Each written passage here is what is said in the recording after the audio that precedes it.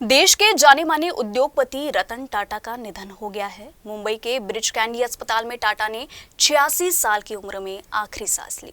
नागपुर से रतन टाटा का गहरा नाता रहा है। आरएसएस प्रमुख से उनकी मुलाकात और उनके कुछ फैसले आज भी इस शहर के लोगों के दिलों में बसे हुए हैं।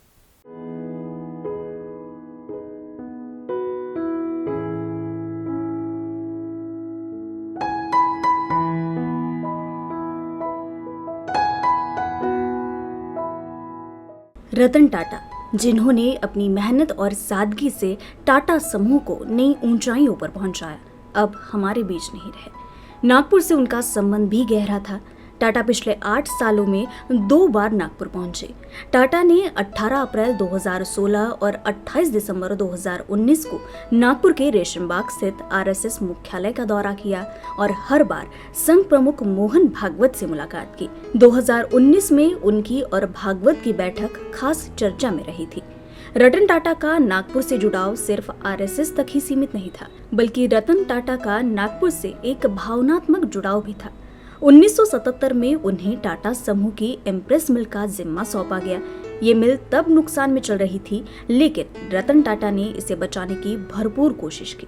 हालांकि पर्याप्त फंड न जुटा पाने के कारण 1986 में इम्प्रेस मिल को बंद करना पड़ा। ये फैसला रतन टाटा के लिए व्यक्तिगत रूप से बहुत दुखद था। एक इंटरव्यू में रतन टाटा ने कहा था कि इम्प्रेस मिल को चलाने के लिए सिर्फ 50 लाख रुपए की जरूरत थी, लेकिन ये रकम जुटा पाना उस समय मुश्किल हो गया। इस घटना ने उनके जीवन पर गहरा असर डाला और अपने इस अधूरे अरमान पर वे अपने आखिरी पड़ाव पर भी मलाल करते रहे। And if it existed on imports, he set himself the task of why could it not be done by us? Right. So the first industry he established was textiles in Nagpur, Yes. where I'm told the British talked of Lancashire having the ideal climatic conditions to spin cotton into yarn. Yes.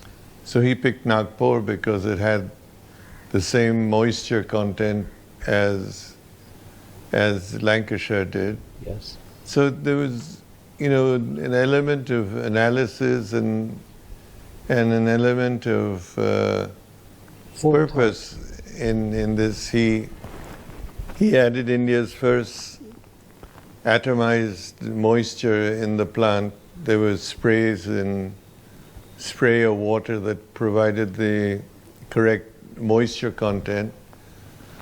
And he produced the first textile mill.